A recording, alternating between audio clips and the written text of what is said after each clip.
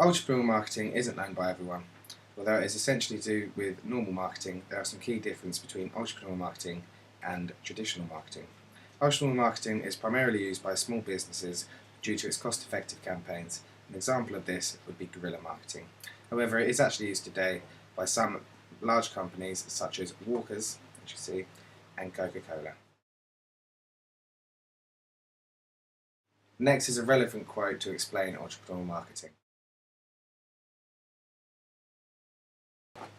To highlight the effectiveness of entrepreneurial marketing methods in a company, I'm going to explore Paddy Power. Now, Paddy Power is one of the key betting companies in the UK today, with an annual turnover of in the excess of €136 million in 2013. Paddy Power started back in 1988 with the emergence of 40 Irish bookshop businesses under the supervision of 3 bookmakers who decided to collaborate and work together under the name Paddy Power.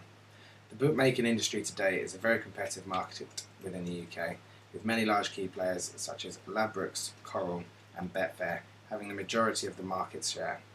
However, in recent times, Paddy Power has arguably been the most talked about in recent media due to its controversial marketing campaigns.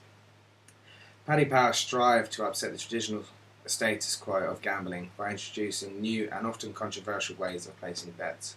One example of this would be betting on whether Obama would be assassinated in some of his speeches, or giving odds on old people crossing the road successfully.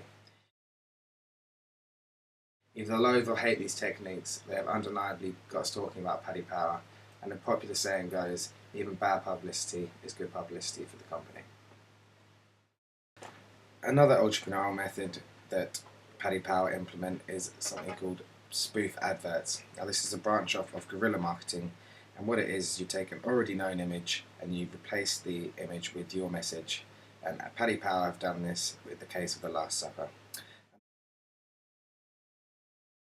This known way of marketing is through PR of charities. Now, Paddy Power has actually donated largely to the homophobic in football and have changed the laces of famous footballers to a rainbow colour. In 2014, we're using social networking more than ever, and it's said that now 1 in 5 people actually own a smartphone, and Twitter is more than popular than it ever has been before, with over 600 million users for Twitter today. So naturally, this is a large domain for companies to expand in for their marketing, and Paddy Power has followed this trend by having its own Facebook page and Twitter account to upload its live odds and also give out new betting scenarios. One of the more recent Twitter storms Paddy Power has created is with the notion to be able to bet on the Pistorius case, whether or not he would be acquitted for murder. However, advertising on social networks can be notoriously unsuccessful, with an estimate of only 1 in every 2,000 users clicking on a Facebook advert. To combat this, Paddy Power has used social taboos in an attempt to create a Twitter storm, which is essentially a lot of people talking about the same subject, and create controversy to get people to become more interested in them.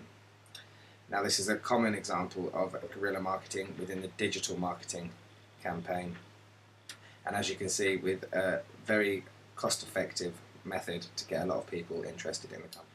Paddy Power are an established company, and as I've previously stated, have a largely successful digital market campaign. However, there are ways in which Paddy Power can improve in their marketing campaign. One example is to focus more on the app world, because even though Paddy Power do originally have an app, there is potential to expand due to the popularity of smartphones. As mentioned earlier, 1 in 5 people have one. Another factor exclusive to Paddy Power is its shocking word of mouth campaigns in the digital market appear to be wearing off. According to a recent article in the Daily Mail, its most recent guerrilla marketing effort to fly a plane over a Man United football match with a banner stating "Fergie back 6-1" has proven not to stir as much word of mouth networking as desired. Taking this to account, I believe it's time they took a different approach in provoking their word of mouth marketing campaigns.